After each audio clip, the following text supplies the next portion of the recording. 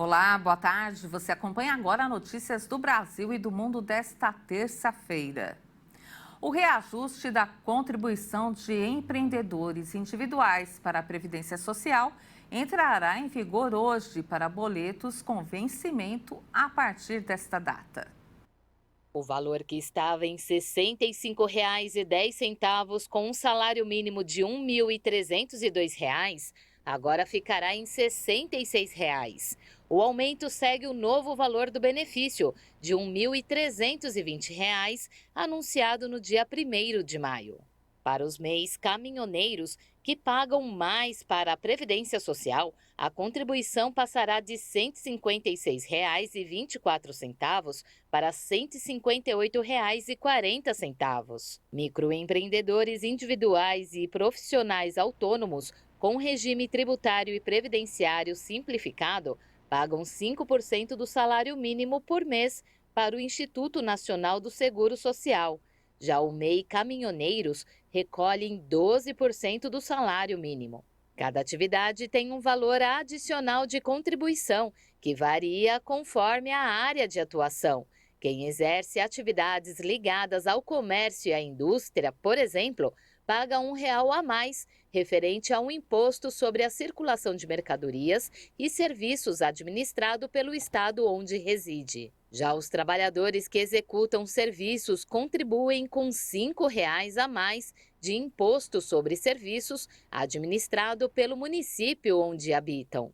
Ao contribuírem com o INSS, os microempreendedores individuais passam a ter direito à aposentadoria por idade, auxílio-doença, salário maternidade, auxílio reclusão e pensão por morte. Além disso, a Receita Federal fornece um cadastro nacional da pessoa jurídica aos MEIs, que podem emitir notas fiscais e obter crédito com condições especiais. A Polícia Civil do Distrito Federal deflagrou nesta terça-feira uma operação que investiga hackers que comercializavam dados sigilosos de autoridades públicas do governo local e federal. Os agentes cumprem mandados de prisão temporária, busca e apreensão, bloqueio de contas bancárias e derrubada de sites. Entre os dados expostos pelos suspeitos estão os do governador Ibanez Rocha, do MDB, e de deputados distritais e federais, e de ministros do Supremo Tribunal Federal. Além das autoridades, mais de 200 milhões de pessoas tiveram os dados comercializados na internet. De acordo com a polícia, os dados eram comercializados na internet para a prática de infinidade de fraudes eletrônicas, elaboração de dossiês contra autoridades públicas e violação das intimidades dos cidadãos. Os investigadores ainda não divulgaram o nome dos alvos e a quantidade de presos. A investigação começou após as prisões de golpistas feitas pela 9ª Delegacia de Polícia, no Lago Norte. Os policiais descobriram que os dados de moradores da capital estavam sendo comercializados na Darknet por meio de painéis de consulta. Após se infiltrarem em grupos criminosos em aplicativos de troca de mensagens, os policiais tiveram acesso aos pacotes com dados da população brasileira que eram usados para aplicar golpes. Os policiais identificaram que os criminosos tinham em mãos 200 milhões de CPFs com números de celular, endereços residenciais, e-mail, fotos, assinaturas digitalizadas, cópias da CNH, faixa etária, nome de vizinhos e outras informações das vítimas. Todos os dados estavam disponibilizados em um site organizados de maneira profissional. A partir disso, os criminosos podiam levantar a vida das vítimas em apenas alguns cliques. Os policiais disseram ainda que os criminosos tinham acesso às câmeras de rodovias, o que possibilitava localizar as passagens das vítimas nas rodovias de todo o país. Isso era utilizado para monitorar a rotina das pessoas. Com as informações, os criminosos selecionavam vítimas e montavam estratégias para enganá-las. As informações também eram usadas para levantar a vida de policiais, membros do Ministério Público e juízes. E agora nossos destaques internacionais. O chanceler alemão Olaf Scholz recebeu nesta terça-feira o primeiro-ministro da China, Li Qiang, em uma reunião em meio ao reajuste diplomático em relação ao gigante chinês.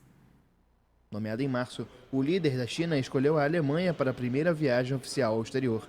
Em entrevista coletiva nesta terça em Berlim, Scholz defendeu colaborações econômicas equilibradas na Ásia e falou sobre o combate às mudanças climáticas. Como grandes emissores de CO2, Alemanha e China têm uma responsabilidade especial. Vamos enfrentar esta responsabilidade juntos na luta contra as mudanças climáticas.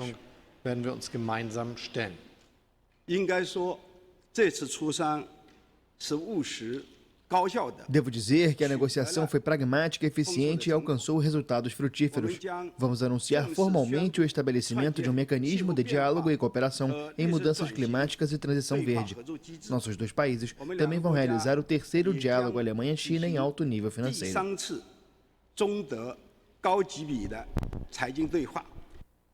No plano econômico, Berlim busca diversificar parceiros para reduzir os riscos derivados de uma dependência excessiva da China em setores estratégicos.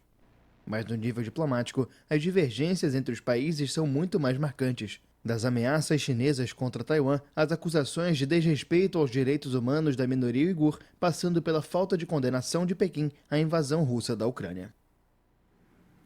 Nas encostas do vulcão Tenório, próximo ao Rio Celeste, os indígenas do povo Maleco querem receber os benefícios gerados pelo próspero circuito de ecoturismo no norte da Costa Rica, que eles garantem ter direito.